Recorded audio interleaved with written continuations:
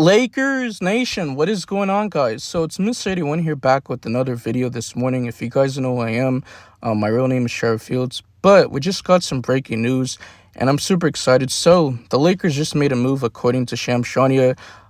They're moving up in the second round of the NBA draft tonight. I believe it's New York, acquiring number 45 pick from the Chicago Bulls for number 55. Our pick in cash consideration, sources tell ESPN. So I'm pretty sure there's going to be restrictions when it comes to the apron and the CBA and stuff like that. But it says that the Lakers moving up 10 picks as they eye a young talent in the second round of the draft tonight. So this does signal a move. It's not like they're just going to move up 10 picks not to, get somebody that they're not high on.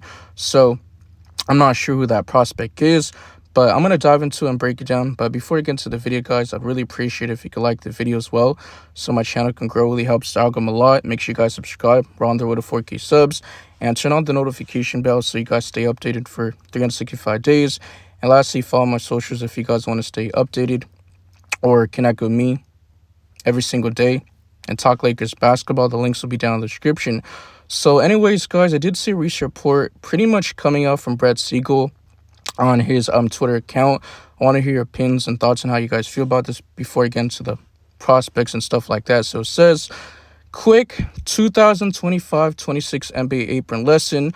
The projected second apron for next season is $207 million. The Lakers' total cap sits at $191.6 million before free agency because they included cash in their trade with the Chicago Bulls, swapping number 55 for number 45th. There'll be hard cap at the second apron for the 2025-26 season in around, October. But doesn't necessarily mean that they're going to be over the second apron. It's just that they can't go over it. They just got to meet and it can't exceed it. $207 million threshold due to the cash involved in the trade. So with that move up to pick number 45th, the Lakers have made statistics adjustments ahead of free agency. There's still 29 picks left in the 2025 NBA draft, and we pretty much got a quick mock draft to help, break down who's still available and where they might land in tonight's second round class. So I think this is huge. I really wanted the Lakers to move up in the first round yesterday, but I just didn't think it was, possible. Was it likely? Probably not, but it was a potential.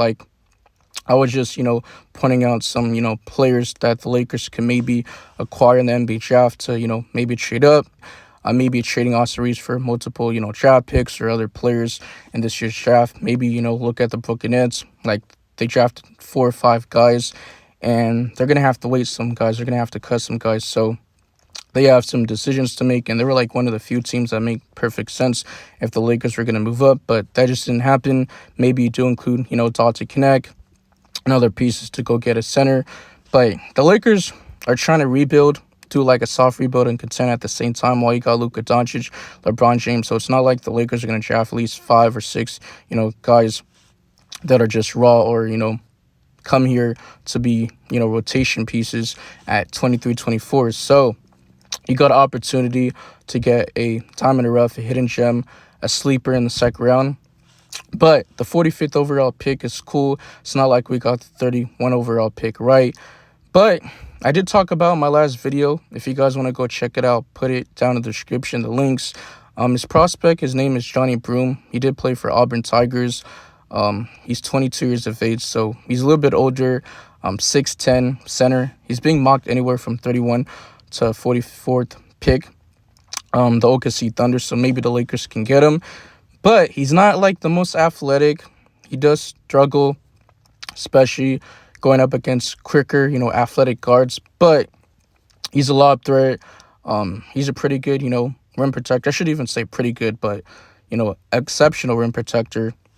Right, that could be a force inside the interior. Now, the next prospect that I do really want to talk about that the Lakers should really go after, and I already made a video on him, is Jamir Watkins. He should be a second-round pick. I've seen some mock drafts at 47, even seen him going 36 to the Brooklyn Nets, but obviously they traded it to the Indiana Pacers, right? So they don't have that pick no more. So Jamir Watkins, he's listed at 6'7". He's a small forward from Florida State University. He's 23 years of age, and he's being mocked at 38 pick from, the Indiana Pacers via San Antonio Spurs. And he's versatile. He's not like a great three-point shooter, even though he has the capabilities. He's good at switching, getting steals, deflections, and, getting to the rim. So he's very athletic. He's versatile. He's someone that I would love on the Los Angeles Lakers because we need relentless, players. We need athletes. We need athleticism outside the perimeter. So he could do that. Now, you got another prospect by the name of Alex Tui. He's a small forward slash power forward. I'm from Sydney, Australia. And I'm going to get into his strengths and weaknesses. But starting with the strengths, Tui's an intelligent, versatile forward whose maturity stood out in the National Basketball League Association at the NBA, draft combine. Obviously, with the weaknesses, he's just an average athlete. He has made strides as a shooter. He'll need to be more consistent from beyond the arc, the three-point line, to carve out a role at the NBA level, though.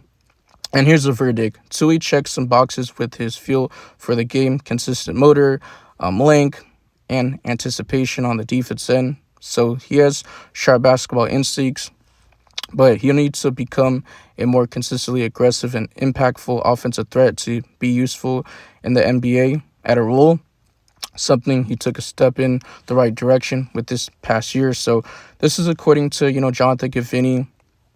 He's like this, draft expert and stuff like that, right? So I'm pretty sure Rob Pelinka is cooking something. There's other prospects like Ryan Calabriner. He did play for Creighton. He's a prospect that I really love. Like, he's elite defensively as a rim protector. He's a defensive acre.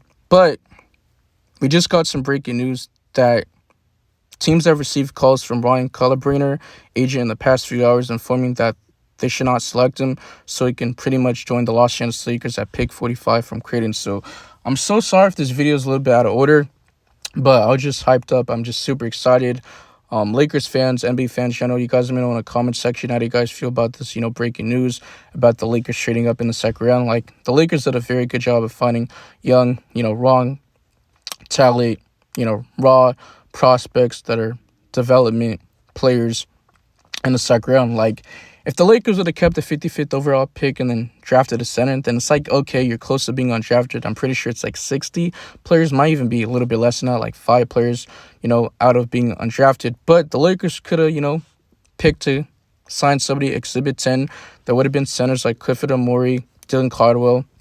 Those guys could potentially be undrafted. So I wouldn't mind the Lakers going the drafted route. But once again, this is a 55th overall pick, so some players might have not been available, and if not, they're going to be out of league 1 or 2 years. So I think this is a perfect opportunity. Maybe go after Roka Zariski, 18-year-old kid, 7'1", 7'2", weighs about 227 pounds, from Australia. And he's big, he has some motor, he has some high instincts, but he's raw, he's a project. And I've seen him in some mock drafts around, late 30s to like 44 range. Might even be a little bit more than that. But like, my favorite prospect, especially at the center position, is probably Johnny Broom. But you got Maxime Ronald. He's like from France.